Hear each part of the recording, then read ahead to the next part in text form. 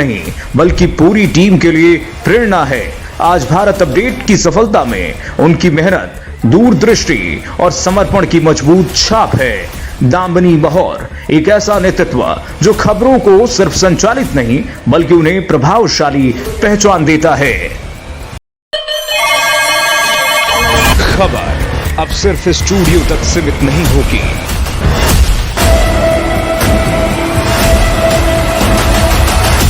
खबर अब शहर, हर गली और हर जमीन से होगी। अब देश देखेगा सबसे तेज, सबसे बड़ा नेटवर्क। दिल्ली से लेकर पूर्वांचल तक, पश्चिमी यूपी से लेकर पहाड़ों तक, हर खबर अब सीधे ग्राउंड जीरो से। मैं लखनऊ से शिव कृपाल मिश्रा, यूपी की राजनीति का केंद्र, हर बड़े फैसले की अंदरूनी खबर। मैं लखनऊ से संजीव सिंह, सियासत की हर चाल और हर हलचल, ग्राउंड जीरो से सीधी और बेबाक रिपोर्ट। मैं आगरा से अरुण श्रीवास्तव, इतिहास की नगरी में बदलते हालात, हर खबर सबसे पहले आपके पास। मैं गोरखपुर से रामशंकर यादव, पूर्वांचल की हर बड़ी खबर जमीनी हकीकत के साथ। मैं झांसी से तारिक इकबाल, बुंदेलखंड की धरती से हर मुद्दे की बेबाक रिपोर्ट। मैं नोएडा से निकिता नगुन्ना, एनसीआर की कॉर्पोरेट और क्राइम की दुनिया, हर अपडेट सबसे तेज। गाजियाबाद से मैं जितेंद्र भाटी, तेजी से बदलते शहर की हर खबर, हर ब्रेकिंग से आपको कराऊंगा रूबरू। मैं रायपुर से सतीश गुप्ता, छत्तीसगढ़ की राजनीति से लेकर जन सरोकार तक, हर खबर पर पैनी नजर। दिल्ली से मैं स्नेह कमल सेठ, राजधानी की सियासत से लेकर सत्ता के गलियारों तक, हर हलचल पर सबसे तेज और सबसे।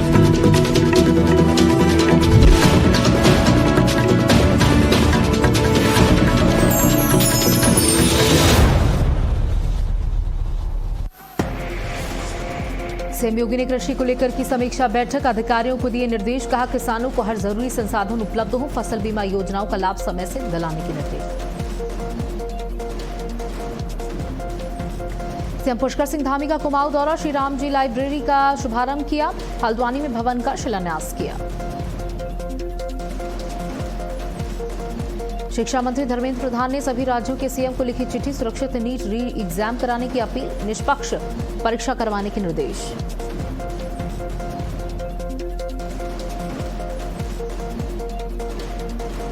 सीबीएसई पोर्टल की गड़बड़ियों का मामला, केंद्रीय शिक्षा मंत्री ने दिए सख्त निर्देश, गड़बड़ियों की होगी जांच, आईआईटी विशेषज्ञों की मदद लेगा शिक्षा मंत्रालय।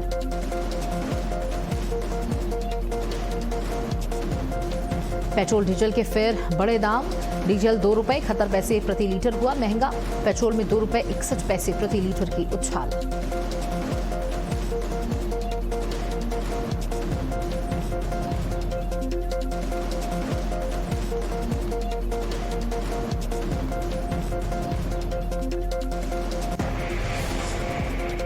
आप देख रहे हैं भारत अपडेट, मैं हूं आपके साथ सौम्य अवस्थी। बुलेटिन की शुरुआत करेंगे जहां सीएम योगी कल देंगे परियोजनाओं की सौगात, 413 करोड़ की परियोजनाओं का शिलान्यास लोकार्पण, नगर निगम की विकास योजनाओं को मिलेगी रफ्तार, शहर विकास से जुड़े कई कार्यों की होगी शुरुआत, इंदिरा गांधी प्रतिष्ठान में आयोजित होगा कार्यक्रम। तो कल नगर निगम के विकास योजनाओं को बड़ी रफ्तार मिलेगी, करोड़ों की योजनाओं का शिलान्यास करेंगे मुख्यमंत्री योगी आदित्यनाथ। कल सीएम के क्या कुछ कार्यक्रम है उसकी जानकारी दे रहे हैं, जहां कल देंगे परियोजनाओं की सौगात, शहर विकास से जुड़े कई कार्यों की शुरुआत होगी, इंदिरा गांधी प्रतिष्ठान में आयोजित होगा कार्यक्रम।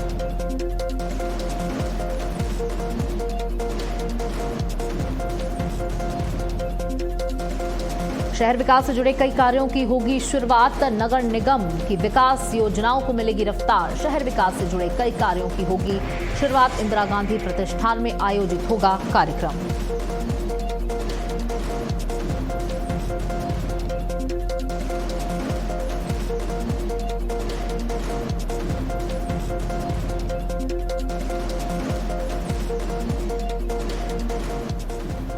हमारे साथ संजीव जुड़ चुके हैं। संजीव, कल अगर योगी आदित्यनाथ के कार्यक्रमों की बात करें तो कल नगर निगम के विकास के लिए करोड़ों की सौगात देंगे मुख्यमंत्री। बिल्कुल आपने सही कहा कि कल जो है लखनऊ के जो मेयर हैं सुषमा खैरवार, उनके जो है 3 साल पूरे होंगे और इस 3 साल के सफल पूर्ण होने के अवसर पर जो है नगर निगम लखनऊ के 413 करोड़ की 342 विकास परियोजनाओं का लोकार्पण और शिलान्यास करेंगे उत्तर प्रदेश के मुख्यमंत्री योगी आदित्यनाथ। इस अवसर पर जो है उत्तर प्रदेश के दोनों ही डिप्टी सीएम केशव प्रसाद मौर्य और ब्रजेश पाठक समेत सुरेश कुमार खन्ना जो कि वित्त एवं संसदीय कार्य मंत्री हैं, इसके अलावा अन्य जो है गणमान्य विधायक और मंत्री उपस्थित रहेंगे। और ये जो कार्यक्रम है वो जो है इंदिरा गांधी प्रतिष्ठान कार्यक्रम इंदिरा गांधी प्रतिष्ठान में किया जा रहा है और माना ये जा रहा है कि जिस तरह से 342 जो विकास परियोजनाओं का लोकार्पण और शिलान्यास किया जाएगा, उससे जो है लखनऊ वासियों को काफी ज्यादा फायदा होगा, क्योंकि कई ऐसी योजनाएं हैं जिनका कि उनको लोकार्पण करना है, जबकि कुछ ऐसी भी योजनाएं हैं सड़क से रिलेटेड, सीवर से रिलेटेड, जिनका कि शिलान्यास भी करना है। तो ये कहा जा सकता है कि लखनऊ वासियों को कल का दिन काफी अहम दिन होगा और एक बड़ा तोहफा मिलने वाला है। जी, इंदिरा गांधी प्रतिष्ठान में ये कार्यक्रम आयोजित हो रहा है, कितने बजे से इस कार्यक्रम की शुरुआत होगी और मुख्यमंत्री के साथ साथ और कौन कौन से बड़े चेहरे मौजूद रहेंगे? देखिए, ये कार्यक्रम का जो समय निर्धारित किया गया है वो सुबह 10:30 का समय निर्धारित किया गया है। इंदिरा गांधी प्रतिष्ठान में ये कार्यक्रम होगा और इस अवसर पर दोनों ही डिप्टी सीएम केशव प्रसाद मौर्य, ब्रजेश पाठक, संसदीय कार्य मंत्री सुरेश कुमार खन्ना रहेंगे। इसके अलावा जो है AK शर्मा जो कि नगर विकास एवं ऊर्जा मंत्री हैं, समेत अन्य जो है मंत्री और विधायक मौजूद रहेंगे। जी, बहुत बहुत शुक्रिया हमारे साथ जुड़ने के लिए, तमाम जानकारियां साझा करने के लिए।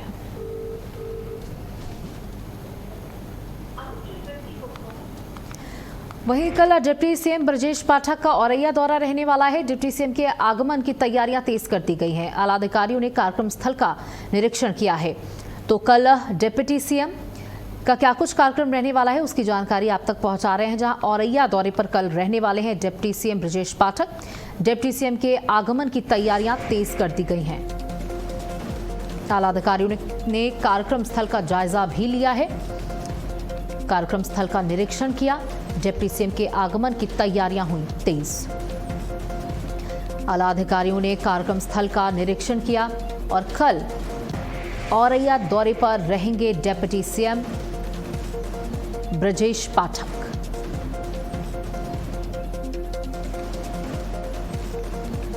डिप्टी सीएम ब्रजेश पाठक का औरैया दौरा कल। डिप्टी सीएम के आगमन की तैयारियां तेज। आला अधिकारियों ने कार्यक्रम स्थल का निरीक्षण किया।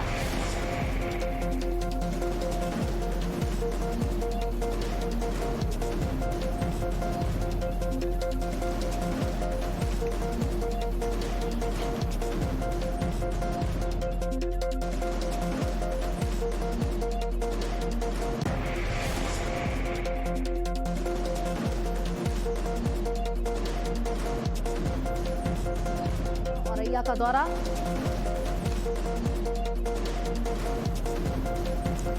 आला अधिकारियों ने कार्यक्रम स्थल का निरीक्षण भी किया है। कल का कार्यक्रम महत्वपूर्ण माना जा रहा है।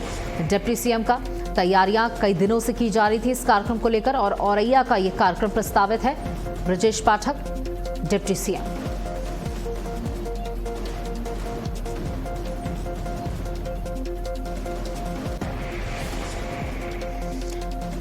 तो डिप्टी सीएम ब्रजेश पाठक का औरैया का दौरा कल। कई दिनों से इस औरैया दौरे की तैयारियां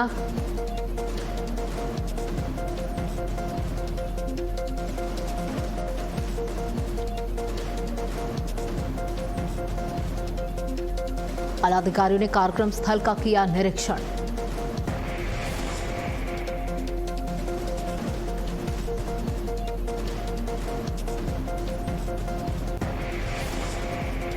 वहीं कल सीएम योगी आदित्यनाथ का प्रयागराज का दौरा। मेयर के 3 साल बेमिसाल कार्यक्रम में होंगे शामिल। नगर निगम के नवनिर्मित सदन हॉल का करेंगे लोकार्पण। नए आधिकारिक लोगों का भी अनावरण किया जाएगा। तो ये बड़ी जानकारी आपको दे रहे हैं। जहां कल सीएम योगी आदित्यनाथ लखनऊ में कार्यक्रम करेंगे, उसी के साथ साथ प्रयागराज के दौरे पर भी रहेंगे।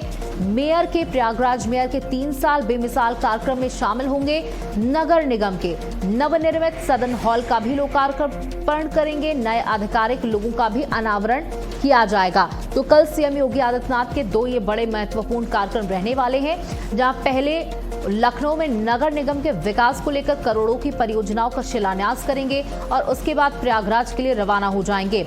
वहां पर मेयर के 3 साल बेमिसाल कार्यक्रम में शिरकत करेंगे। उसी के साथ साथ नगर निगम के नवनिर्मित सदन हॉल का लोकार्पण भी करेंगे मुख्यमंत्री। नए आधिकारिक लोगों का भी अनावरण किया जाएगा। तो मुख्यमंत्री के कल के 2 प्रमुख कार्यक्रम की जानकारी आपको बता रहे हैं।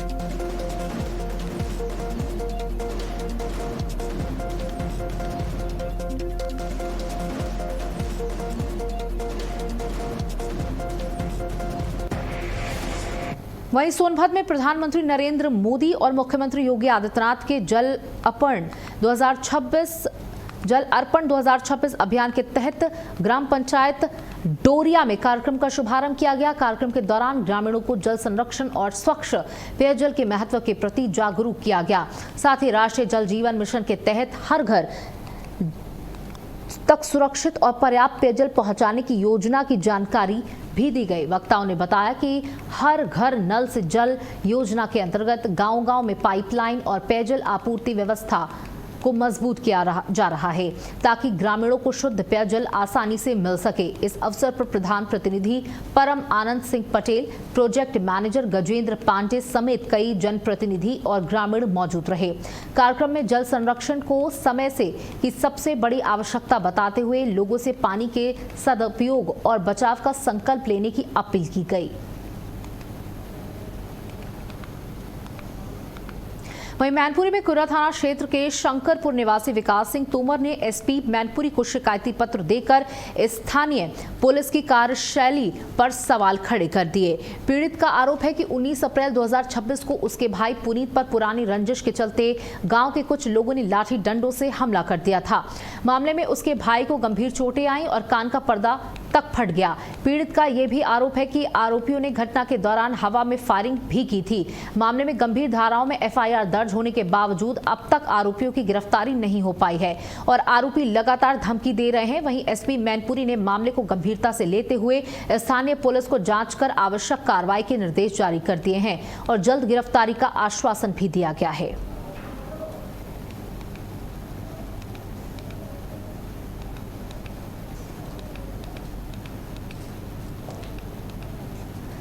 एसपी ने जांच कर कार्रवाई के दिए निर्देश। पीड़ित ने एसपी से लगाई न्याय की गुहार।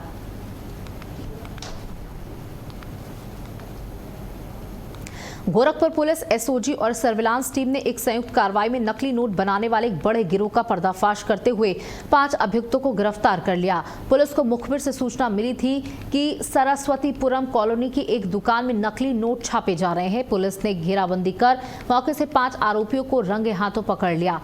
इनके पास से 500 और 100 रुपए की नकली नोटों के साथ computer, monitor, CPU, printer, Apple mobile, खास इंक और A4 पेपर और गांधी जी की फोटो वाले फॉर्म बरामद हुए हैं।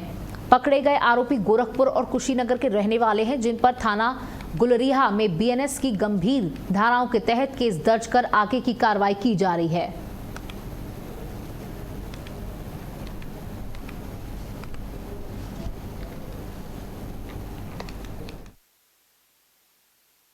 पच्चीस मई को थाना गुलेरिया में 5 लोगों को गिरफ्तार किया गया है, जिनके माध्यम से, जिनके कब्जे से नकली नोटों को बरामद किया गया है।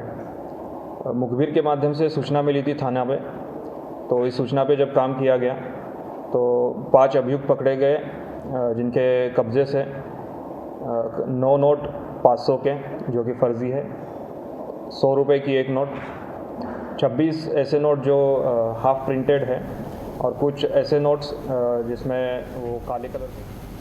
झांसी के एक स्टार्टअप ने बड़ी सफलता हासिल करते हुए बुंदेलखंड का नाम रोशन किया।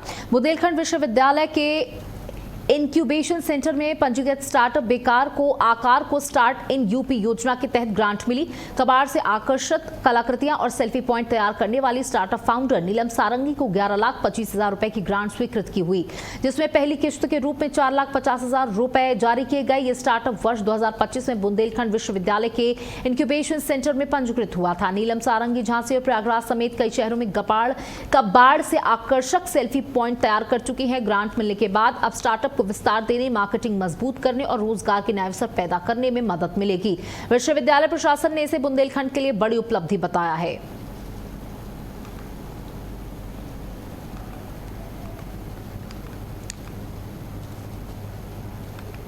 कन्नौज में डकैती के एक मामले में आरोपी पूर्व ब्लॉक प्रमुख भैया की एंटी डकैती को पेशी हुई। सुनवाई के दौरान दोनों भाइयों के अधिवक्ताओं ने जमानत और उन पर लगे आरोप को लेकर अदालत के सामने अपना पक्ष रखा।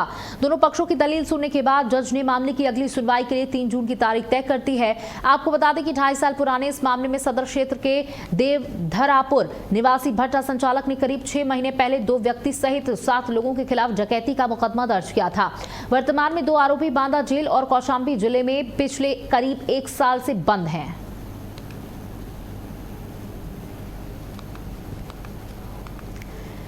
राजकीय रेलवे पुलिस झांसी को मोबाइल बरामदगी अभियान में एक बड़ी सफलता हाथ लगी है। जीआरपी की सर्विलांस टीम ने वरिष्ठ अधिकारियों के निर्देश पर ट्रेनों और रेलवे स्टेशनों से चोरी और गुम हुई 218 मोबाइल फोन बरामद किए, जिनकी अनुमानित कीमत करीब 26,16,000 रुपए है। पुलिस टीम ने उत्तर प्रदेश सहित कई अन्य राज्यों से इन मोबाइलों को ट्रैक कर रिकवर किया। सोमवार को जीआरपी ने इन सभी मोबाइलों को उनके वास्तविक मालिकों को बुलाकर सुरक्षित सौंप दिया, जिससे लोगों के चेहरों पर खुशी लौट आई। पुलिस के मुताबिक साल 2026 में अब तक 3 चरणों में कुल 70,75,000 रुपए की कीमत के 616 मोबाइल फोन बरामद कर लोगों को लौटाए जा चुके हैं।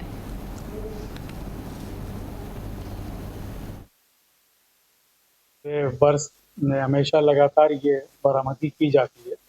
इसमें डीजी रेलवे के निर्देशन में हम लोगों और आईजी प्रयागराज सर जो है रेलवे के, उनके निर्देशन में ये अभियान चलता है, जिसमें सभी थानों की टीम, सर्विलांस और स्वाट की टीम जो होती है ये बरामदगी करती है। इसमें आज 218 मोबाइल बरामद किए गए हैं, जिनकी अनुमानित कीमत लगभग 26 लाख रुपए है।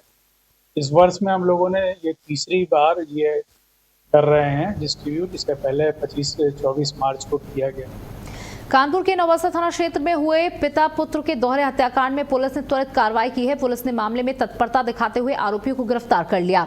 जब पुलिस टीम उनकी निशानदेही पर तीसरे आरोपी को पकड़ने के लिए दबिश देने पहुंची तो उसने पुलिस पार्टी पर फायरिंग कर दिया। आत्मरक्षा में पुलिस द्वारा की गई जवाबी फायरिंग में आरोपी के दोनों पैरों में गोली लगी और वह घायल हो गया। घायल आरोपी को तुरंत इलाज के लिए अस्पताल में भर्ती कराया गया। इस पूरे मामले में पुलिस अब तक कुल 3 अभियुक्तों को गिरफ्तार कर चुकी है।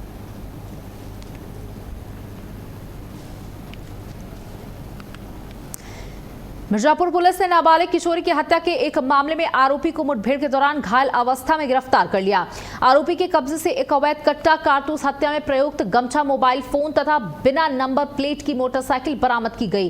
पुलिस को मुखबिर से सूचना मिली कि थाने में दर्ज हत्या के मुकदमे से संबंधित आरोपी मोटरसाइकिल से गौराराज गांव की ओर जा रहा है। सूचना पर पुलिस टीम ने बॉर्डरी पहाड़ी के पास घेराबंदी की। खुद को घिरता देख आरोपी ने पुलिस टीम पर फायरिंग शुरू कर दी। जवाब पे पुलिस ने आत्मरक्षा में सीमित फायरिंग की, जिसमें आरोपी के पैर में गोली लग गई। मौके पर पहुंची एसपी अपर्णा रजत कौशिक ने निरीक्षण कर आवश्यक निर्देश दिया था। देवरिया के श्रीरामपुर थाना पुलिस को अवैध शराब तस्करी के खिलाफ बड़ी कामयाबी मिली है। पुलिस ने तकरीबन 100 पेटी अवैध अंग्रेजी शराब के साथ 2 तस्करों को गिरफ्तार कर लिया। शराब बिहार ले जाई जा रही थी। पुलिस ने बंकुल मोड़ के पास चेकिंग के दौरान स्कॉर्पियो को रोका, जिसमें से करीब 800 लीटर अवैध अंग्रेजी शराब बरामद हुई। बरामद शराब की कीमत लगभग 6,11,000 रुपए आंकी गई। पकड़े गए दोनों आरोपी बिहार के सिवान जिले के निवासी बताए जा रहे हैं। ये कार्रवाई देवरिया पुलिस अधीक्षक अभिजीत आर शंकर के निर्देशन में की गई। पुलिस ने आरोपियों के खिलाफ आबकारी अधिनियम के तहत मुकदमा दर्ज कर आगे की कार्रवाई शुरू कर दी है। वहीं स्थानीय लोगों का कहना है कि क्षेत्र में लंबे समय से अवैध शराब तस्करी की शिकायतें मिल रही थी। हालांकि अब पुलिस की इस कार्रवाई को बड़ी सफलता माना जा रहा है। 25 मई 2026 को जनपद देवरिया के थाना श्रीरामपुर के बंकुल मोड़ के पास रात्रि चेकिंग के दौरान एक स्कॉर्पियो गाड़ी से 98 पेटी अवैध अंग्रेजी शराब जिसकी मात्रा 846 लीटर है तथा वाराणसी के नमो घाट मर्डर केस में पुलिस जांच के दौरान बड़ा खुलासा हुआ। पर्यटक राजेश की पीट-पीटकर हत्या मामले में अब सिक्योरिटी कंपनी संचालक अनुज सिंह को गिरफ्तार कर जेल भेज दिया गया। पुलिस जांच में सामने आया कि घाट पर तैनात कई सुरक्षा गार्ड बिना बैकग्राउंड वेरिफिकेशन और जरूरी कागजी प्रक्रिया के रखे गए थे। इससे पहले पुलिस 4 आरोपी गार्ड को गिरफ्तार कर चुकी है। एसीपी विजय प्रताप सिंह के मुताबिक कंपनी संचालक की गंभीर लापरवाही सामने आई है। मामले की जांच जारी है।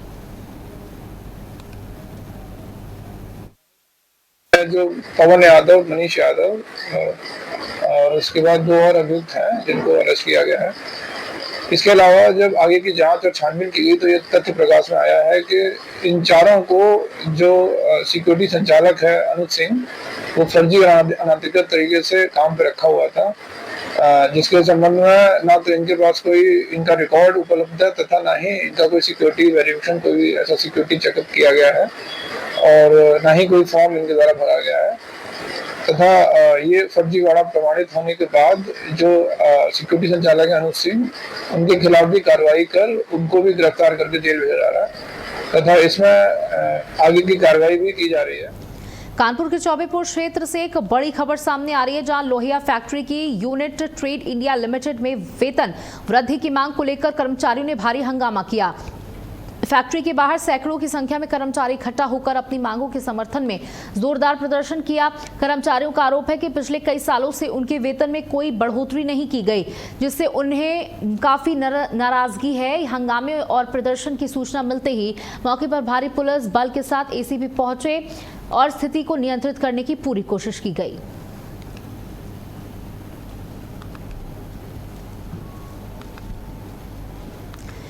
बांदा की देहात कोतवाली पुलिस ने चोरी की वारदात का महज 12 घंटे में खुलासा करते हुए पुलिस को गिरफ्तार कर लिया।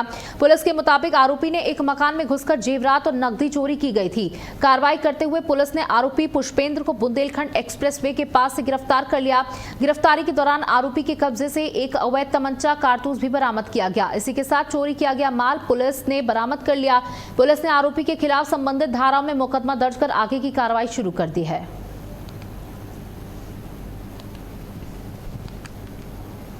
गाजियाबाद के वसुंधरा इलाके में झुग्गियां और एक कबाड़ गोदाम में भीषण आग लग गई। सूचना मिलते ही फायर स्टेशन वैशाली से दमकल विभाग के साथ गाड़ियां मौके पर पहुंची और कड़ी मशक्कत के बाद आग पर काबू पाया गया। आग लगने के कारणों का अभी तक पता नहीं चल सका है। हालांकि राहत की बात यह रही कि इस हादसे में कोई जनहानि नहीं हुई।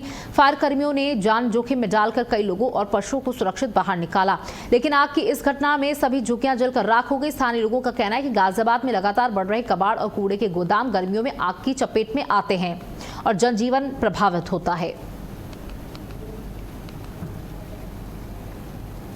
25 मई 2026 को समय दोपहर लगभग 15:09 पर फायर स्टेशन वैशाली पर सूचना प्राप्त हुई थी। वसुंधरा स्थित सेक्टर 3 में कुछ झुग्गी झोपड़ियाँ और कबाड़ के गोदाम है, उसमें आग लगी है और उसमें सिलेंडर ब्लास्ट हो रहे हैं। लगभग 3 से 4 सिलेंडर इसमें ब्लास्ट हुए हैं, 5 से 7 सिलेंडर बाहर निकाले गए। 10 से 12 झुग्गी झोपड़ियों में आग फैली हुई थी। साथ ही अंदर कुछ पशु भी थे, कुछ मनुष्य भी थे, सभी सुरक्षित बाहर निकाल लिए गए। लगभग 7 गाड़ियों की सहायता से आग को पूर्ण रूप से बुझा दिया। घटना में किसी प्रकार की जनहानि नहीं है। आसपास पीछे आबादी क्षेत्र था, आबादी क्षेत्र को सुरक्षित बचा लिया गया। बगल में जो है बैंकेट हॉल था, जिससे पानी की सहायता से भी आग को बुझाया गया है और इस समय तक आग को पूर्ण रूप से बुझा के कूलिंग कार्य किया जा रहा है।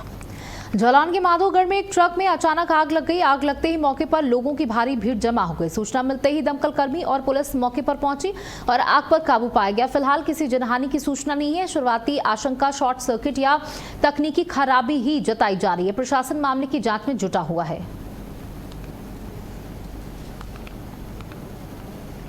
देवरिया जिले के वैदा गांव से एक बेहद हैरान करने और परेशान करने वाला मामला सामने आया। यहां 10 मई को एक घर में बेटी की हल्दी की रस्म और शादी की तैयारियां चल रही थी। तभी पुरानी रंजिश को लेकर दबंगों ने एक गरीब परिवार पर लोहे की रॉड और डंडों से हमला कर दिया।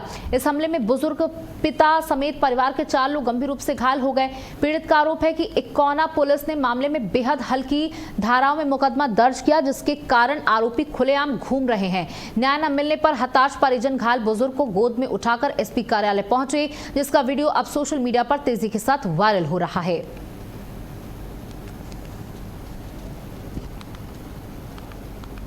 मिर्जापुर में जमीनी विवाद की पैमाइश के दौरान नायब तहसीलदार के सामने ही दो पक्षों में जमकर मारपीट हो गई। सदर तहसील क्षेत्र के सिनहर कला गांव में जमीन की पैमाइश करने नायब तहसीलदार पहुंचे थे। इसी दौरान उन्होंने दोनों पक्षों के बीच विवाद बढ़ गया और एक पक्ष ने दूसरे पक्ष के लोगों की अधिकारियों के सामने ही पिटाई कर डाली। घटना का वीडियो अब सोशल मीडिया पर वायरल हो रहा है, जिसमें लोगों के बीच धक्का मुक्की और मारपीट साफ दिखाई दे रही है। प्रशासन पूरे मामले की जांच में जुट गया है। वायरल वीडियो के आधार पर कार्रवाई की बात कही जा रही है। बुलंदशहर के ऊंचा गांव शनिदेव मंदिर के पास एक सड़क हादसा हो गया, जहां ट्रैक्टर ही की टक्कर लगने से बाइक सवार दो साधुओं की मौके पर ही मौत हो गई। बताया जा रहा है कि दोनों साधु नरसेना के मांडू ऋषि आश्रम में आयोजित एक भंडारे में शामिल होने जा रहे थे। इस दौरान ये हादसे के बाद आरोपी ट्रैक्टर चालक वाहन समेत मौके से फरार हो गया। हादसे की सूचना मिलते ही भारी संख्या में अन्य साधु संत मौके पर पहुंच गए। बिना पोस्टमार्टम कराए ही दोनों शवों को अपने साथ ले गए। फिलहाल पुलिस मामले की जांच और फरार चालक की तलाश में जुट गई है।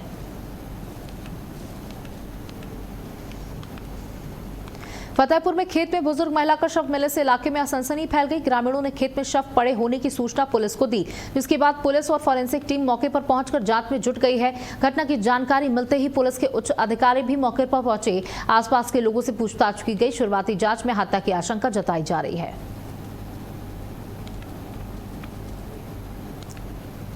उन्नाव में गलीबपुर गांव में बीजेपी महिला मोर्चा की मंडल मंत्री के साथ कथित तौर पर बेरहमी से मारपीट की गई, जिसका वीडियो अब सोशल मीडिया पर वायरल हो रहा है। वीडियो में महिलाओं और पुरुषों की भीड़ एक महिला को लाठी डंडों से पीटती दिखाई दे रही है। आरोप है कि सड़क निर्माण को लेकर हुए विवाद के दौरान हमला किया गया। पीड़ित पक्ष ने ग्राम प्रधान की शह पर मारपीट कराने के आरोप लगाए। घटना के बाद इलाके में तनाव का माहौल है। वहीं सोशल मीडिया पर वायरल वीडियो में लेकर लोगों में नाराजगी देखी जा रही है। मामला सामने आने के बाद पुलिस पूरे प्रकरण की जांच में जुट गई है। वायरल वीडियो के आधार पर आरोपियों की पहचान की जा रही है।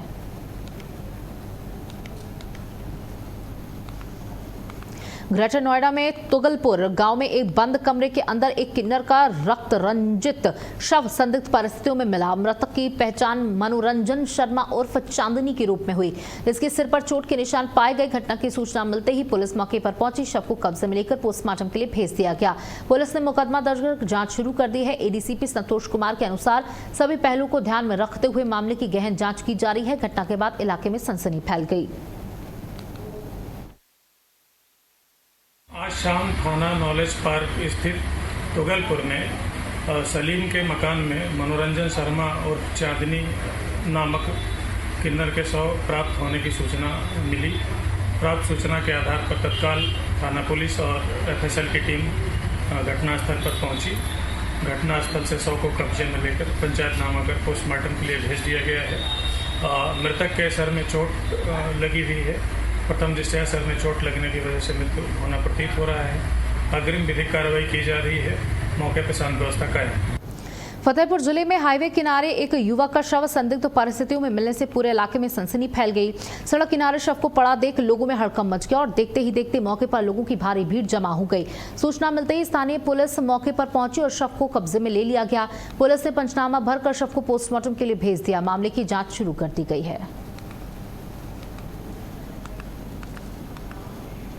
बदायूं के कचला गंगा घाट पर गंगा दशहरा के मौके पर एक बड़ा हादसा हो गया। यहां स्नान करने आए दो लोग अचानक गहरे पानी में चले जाने की वजह से गंगा नदी में डूब गए।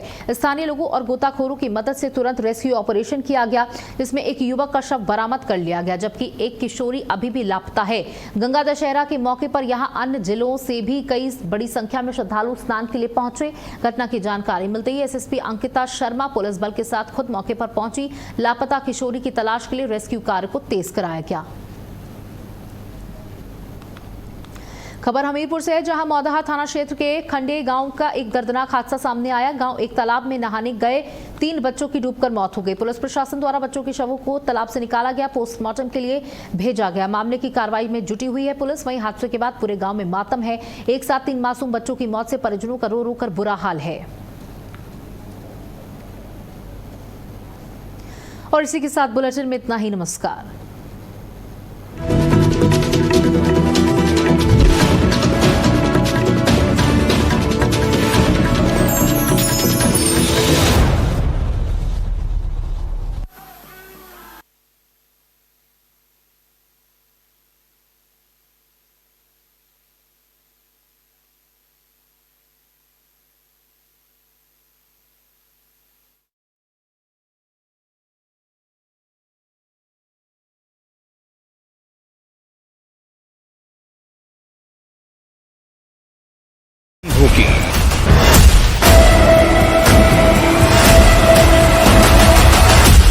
खबर अब शहर, हर गली और हर जमीन से होगी।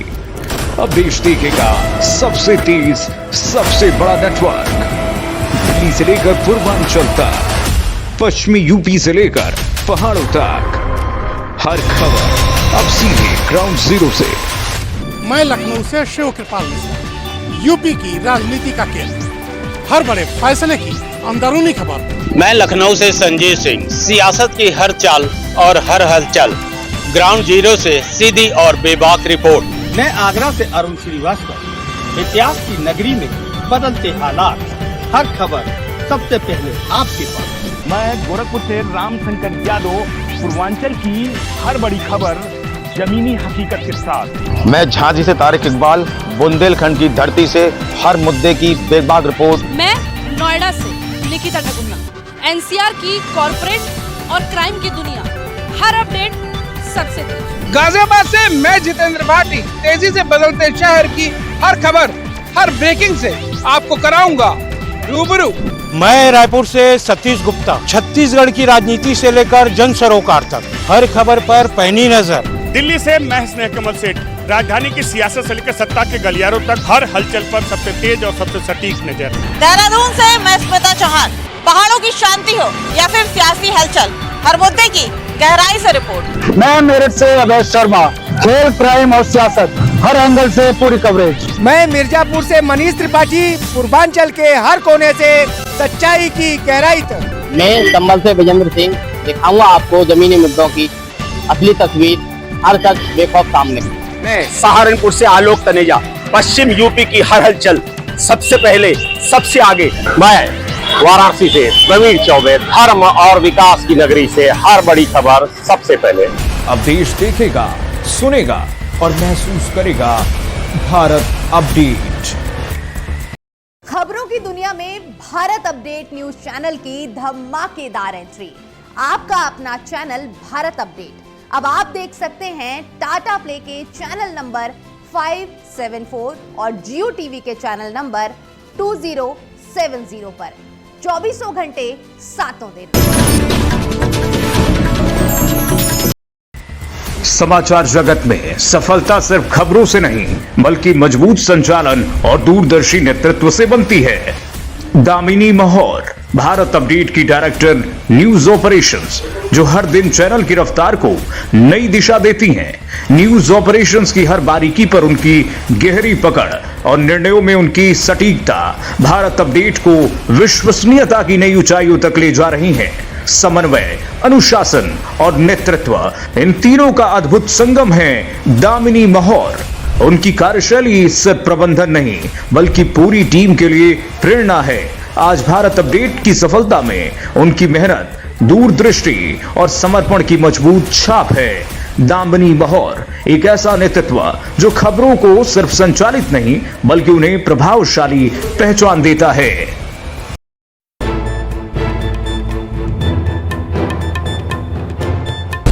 उत्तर प्रदेश अब सिर्फ बदल नहीं रहा, नई रफ्तार से बढ़ रहा है आगे।